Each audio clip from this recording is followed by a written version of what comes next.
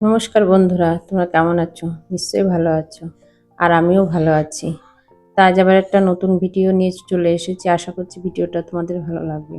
তো এখন আর daily blog দিতে পারছি না, কারণ আমি না সময়ের সঙ্গে পেরে উঠি না রোজকে ডেলি ব্লগ করার জন্য। কারণ ভিডিও করে নেওয়ার পরেও এডিটিং, ভয়েস সব দিতে অনেকটা সময় লাগে। আর যেহেতু আমি অতটা টাইম আমার হাতে থাকে না, তাই এখন ডেলি ব্লগটা দেওয়া একটু বন্ধ করেছি। আবার হয়তো টাইম হলে আবার হয়তো দেবো। আজকে এসেছি ঠাকুরঘরটা পরিষ্কার করতে। আর কি বলতো, ঠাকুরঘরের মানে সপ্তাহে একটা দিন আমি এভাবে ঠাকুরঘরটা পরিষ্কার করে নিই। আর এমনি রোজ তো উপর উপর মুছে নেওয়া হয়, রোজ রোজ তো আর ঠাকুরের যে আসনটা পাতি সেটাও চেঞ্জ করা হয় না। আর ঠাকুরের পোশাকও রোজ কিন্তু চেঞ্জ করা হয় না। সপ্তাহে একদিন চেঞ্জ করে দিই। চেঞ্জ করে সব ঠাকুরের পোশাক, ঠাকুরের যত গয়নাগাটি সব খুলে তারপরে পরিষ্কার করে দিই ঠাকুরটাকে। তো এইভাবে সপ্তাহে একদিন যদি পরিষ্কার করে দেওয়া যায় না, তাহলে ঠাকুরঘর কিন্তু মানে ঠাকুরের যে সিংহাসন, দেখো সবার কাছেই কিন্তু রোজ অতটা সময় থাকে না যে সারা মানে রোজ মন্দির পরিষ্কার করা, সিংহাসন পুরো ডিপ ক্লিনিং করা বা ঠাকুরের পোশাক পাল্টানো, সংসারে আরও যাবতীয় কাজ থাকে। তা যার যেখানে সময় হয় সে সেভাবে করে। তা আমি যেভাবে করি সেভাবেই তোমাদের সাথে শেয়ার করছি। আমি সপ্তাহে একদিন করে ঠাকুরঘর পুরো পরিষ্কার করে নিই। ঠাকুরঘর, ঠাকুরের যে জিনিসপত্রগুলো থাকে সেইগুলো, ঠাকুরের সিংহাসন। আর আমার এখানে লক্ষ্মী, গণেশ, রাধা, কৃষ্ণ, সরস্বতী সব ঠাকুরই মোটামুটি আছে। তা কী করে আমি মানে গুছিয়ে রাখি সেটাই তোমাদের সাথে শেয়ার করছি। তা ঠাকুরের কাপড় কিন্তু আমি চেঞ্জ করে নিয়েছি, আসন পেতে, আসন পরিষ্কার করে নতুন একটা কাপড় পেতে দিয়ে, আর নতুন না মানে কাঁচা ধোয়া পরিষ্কার পরিচ্ছন্ন কাপড় সব দিয়ে ঠাকুরকে আস্তে আস্তে করে সাজিয়ে দিচ্ছি। আর সপ্তাহে একদিন করে যদি এই কাজগুলো করে নেওয়া হয় না, তাহলে কিন্তু ঠাকুরঘর পরিষ্কার থাকে। রোজ আর তোমাকে ওই কেউ মানে পরিষ্কার করতে হয় না। তা সপ্তাহে একদিন করে আমি এইভাবে ঠাকুরঘরটা পরিষ্কার করে নিই। আর একদিন যদি রুটিন করে না কাজ করি না, এই একদিনে যদি সব ঘেঁটে নিয়ে বসে থাকি তাহলে কিন্তু হয় না, কারণ আদার্স আরও কাজ থাকে। তা আমি যেভাবে ঠাকুরঘরে ওই আসনটা পাল্টে পরিষ্কার করে দিই, এবার এই আসনটাও পাল্টে নেব। এটা গেল সপ্তাহে পেতেছি, তাও দেখো ধুলো হয়ে যায়। আর আমার যেহেতু রাস্তার পাশে ঘর, প্রচুর ধুলো হয় ঘরে।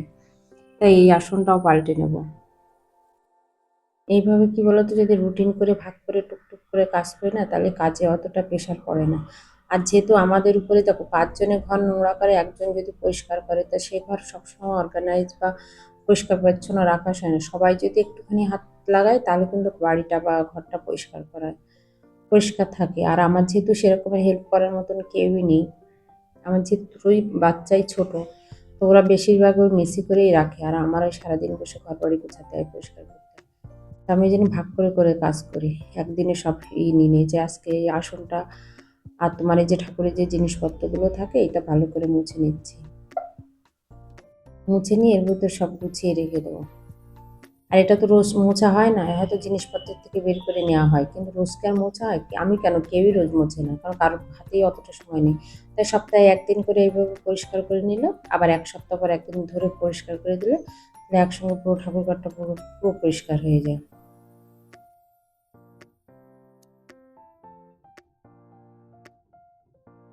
তা সব পরিষ্কার করে নিয়ে কোটাকাটিগুলো সব মুছে নিই। এবার ঠাকুরের এই যে খই, তোমার মিছরি, নকুলদানা, তারপরে কি বলে ওটা, কিশমিশ, যেগুলো ঠাকুরকে দেওয়া হয়, যে মাঝখানে তাকে রেখেছি দেশলাই, ঠাকুরের মালা গাঁথা, ছুঁচো যেগুলো থাকে, ধুনো সব, যেগুলো আর কি আমাদের রোজ পুজো করতে লাগে সেগুলো।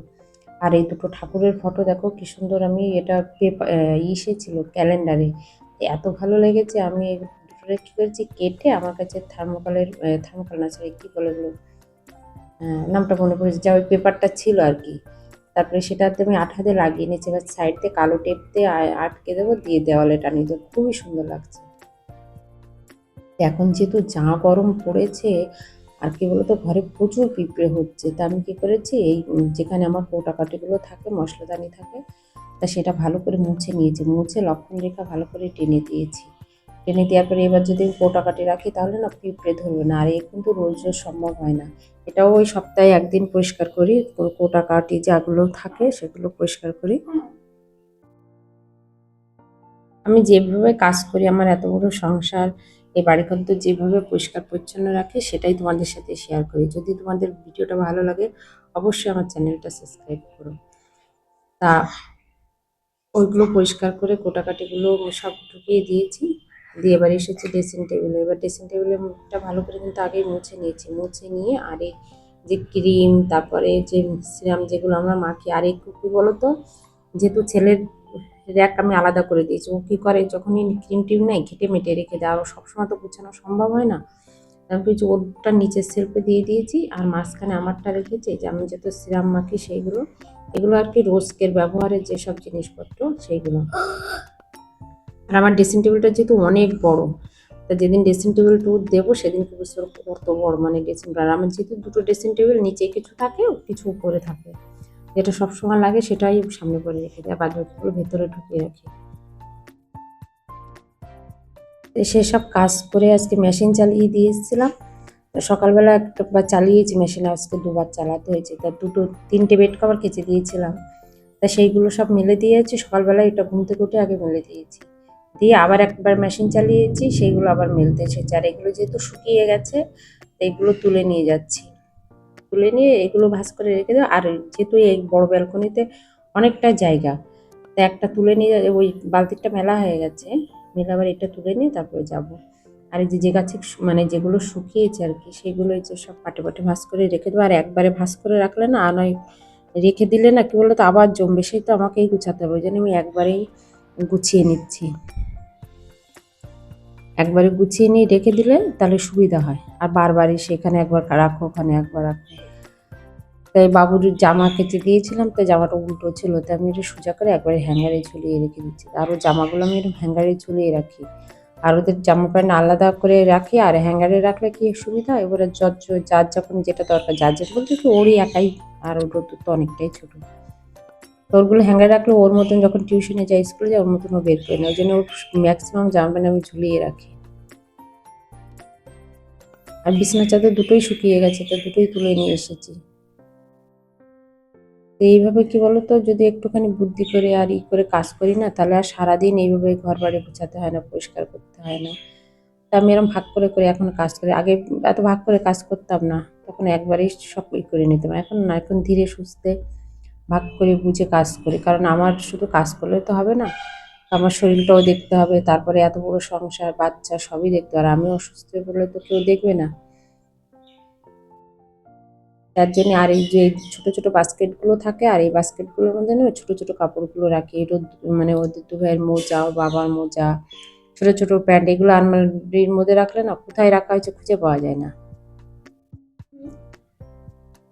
তা আমি ছোট ছোট আমি বাস্কেট ব্যবহার করি। বাস্কেট ব্যবহার করলে কি বলতো, ছোট ছোট যত জিনিস আছে আর কি, ছোট প্যান্ট, ছোট গেঞ্জি, আমাদের যে ছোট প্যান্ট, যে টেপ জামা যেগুলো থাকে, সবগুলো ছোট ছোট বাস্কেটের আলাদা আলাদা আমার কাছে অনেক কটা বাস্কেট, আমি এক একটা করে সেটার মধ্যে রেখে দিই, তাহলে আর কি বলতো কোথাও খুঁজে পাই না। আর এই আলমারিটা যেহেতু আমি রোজকার ব্যবহারের কাপড় রাখি, যার জন্য এই আলমারিটার মধ্যে আর কি সব থাকে। আর একটা যে পাশের রুমে যে আলমারিটা দেখেছো, ওইটার মধ্যে আমাদের সব তুলা কাপড় থাকে, ওটার মধ্যে অনেক কটা বাস্কেট আছে আমার, সব আলাদা আলাদা করে বাস্কেট ভরে রাখি।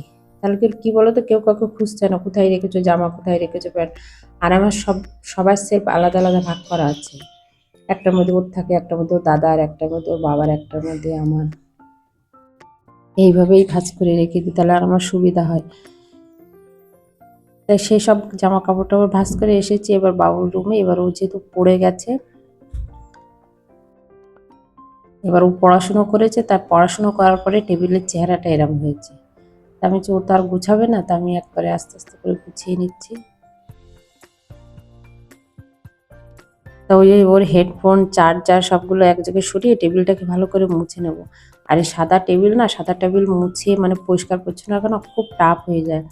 আর এটা কি বলতো, ওই যে ঘাস বোর্ডের টেবিল, তো এই একবার যদি একটু ধুলো জমে যায় না, তাহলে কি বলতো ধুলোটা সরতে চায় না। আর সাদা নিয়ে এত মুশকিলে পড়েছে, একে মেনটেন্স করাটাই খুব মানে কঠিন হয়ে গেছে এখন। তাই জন্য আমার রোজই মুছতে হয় টেবিলটা। তো রোজ বই খাতা একদম সব কিছু হয়তো উপর উপর মুছে দিই, সবসময় তো আর সম্ভব হয় না। তার এর ভেতরে ভেতরে না যদি অন্য কালারের সানমাইকা থাকতো, তাহলে কিন্তু একটা মানে একটা পেঁচি আর কি ঘষে নিলেই কিন্তু পরিষ্কার হয়ে যেত, কিন্তু এটা কোনো পরিষ্কার হতে চায় না, ভালো করে কলিং দিয়ে ডলে ডলে পরিষ্কার করতে হয়। তাই যাক, টেবিলটা পুরো টেবিলটা মুছে নিয়েছি, মুছে নিয়ে এবার বাবু বই খাতা আবার তুলে না। আর সব জায়গায় না এখন এত পিঁপড়ে হচ্ছে, আমি এই টেবিলের সাইডে মাইডে সব জায়গায় লক্ষণ রেখা টেনে দিচ্ছি, চারিদিকেই প্রচুর পিঁপড়ে হচ্ছে। এই যে বাবুর বই খাতা এবার গুছিয়ে রেখে দেবো সব, রেখে দিয়ে আবার যাবো দুপুরে রান্না করতে। আর কি বলতো, তিন বেলায় তো রান্না, আর যা গরম পড়েছে এখন রান্না করেও বেশি সময় থাকা যায় না। তা যাক, সেসব গুছিয়ে এসেছি রান্নাঘরে রান্না করতে। তার বাবা তরমুজ এনেছিল, তার ছেলে বলছে মা একটু কাটো, খাই সবাই মিলে। তাই তরমুজ খেতে খেতে আজকের ভিডিওটা এই অবধি।